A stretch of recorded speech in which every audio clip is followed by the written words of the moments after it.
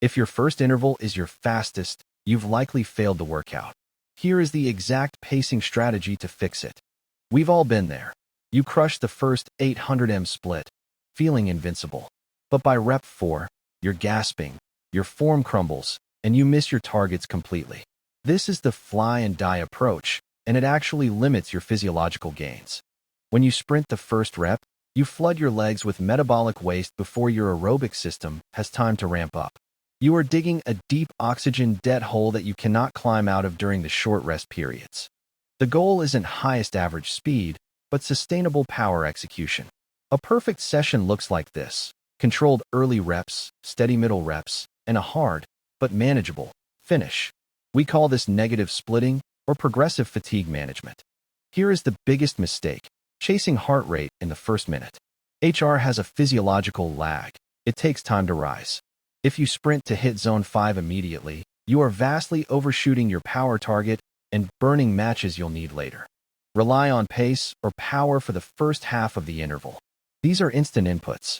Trust the numbers even if it feels too easy for the first 90 seconds.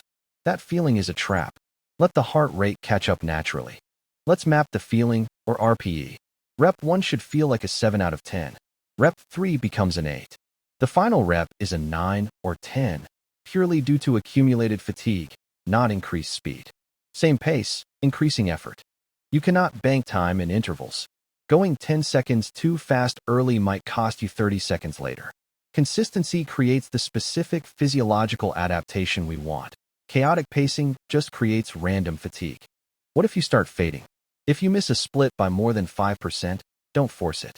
Extend your rest period by 30 seconds. If you still miss the next one, end the hard work. Better to recover than dig a deep recovery hole. Conversely, if you feel amazing, wait. Do not speed up until the very last interval. If you have gas left in the tank, then empty it. That is a disciplined bonus, not a reckless gamble. Also, respect the rest. Jogging slowly clears waste products better than standing still. Keep moving, keep the blood flowing, and get your heart rate down before the next gun goes off. A successful workout isn't one where you crawled off the track.